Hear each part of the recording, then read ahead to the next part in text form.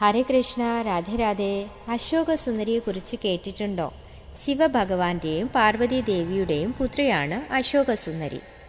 ആ കഥ ഇങ്ങനെയാണ്. ഒരിക്കൽ പാർവതി ദേവി ശിവഭഗവാനോട് പറഞ്ഞു, ഈ ലോകത്തിലെ ഏറ്റവും സുന്ദരമായ പൂന്തോട്ടത്തിലേക്ക് എന്നെ കൊണ്ടുപോകൂ. ദേവിയുടെ ഈ അഭ്യർത്ഥന സാധിച്ചു കൊടുക്കാൻ ശിവഭഗവാനൻ ദേവിയെ നന്ദവനത്തിലേക്ക് കൊണ്ടുപോയി. അവിടെയുള്ള ഭംഗി ആസ്വദിച്ച ദേവിയുടെ നേത്രങ്ങൾ അതിശോഭനീയമായ ഒരു വൃക്ഷത്തെ വളരെയധികം ആകർഷിക്കപ്പെട്ടു. അതേതു വൃക്ഷമാണെന്ന് ദേവി ശിവഭഗവാനോട് ചോദിച്ചു. അത് കൽപ്പവൃക്ഷമാണെന്നും അതിനോട് നാം എന്താഗ്രഹം പറഞ്ഞാലും അത് നിറവേറ്റാൻ ശക്തിയുള്ള ഒരു വൃക്ഷമാണെന്നും ശിവഭഗവാൻ ദേവിയോട് പറഞ്ഞു.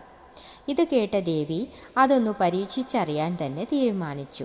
മഹാദേവൻ അധിക സമയവും രാക്ഷസരോട് യുദ്ധവും ധ്യാനത്തിലായതിനാൽ ദേവിക്ക് ഏകാന്തത അനുഭവപ്പെടുന്നുണ്ടായിരുന്നു. അതിനാൽ ദേവി കൽപ്പവൃക്ഷത്തോട് തനിക്ക് സുന്ദരിയായ ഒരു പെൺകുഞ്ഞിനെ വേണമെന്ന് ആഗ്രഹിച്ചു.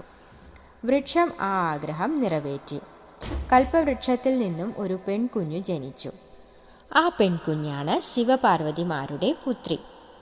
ആ കുഞ്ഞിന് അശോകസുന്ദരി എന്ന് നാമകരണവും ചെയ്തു.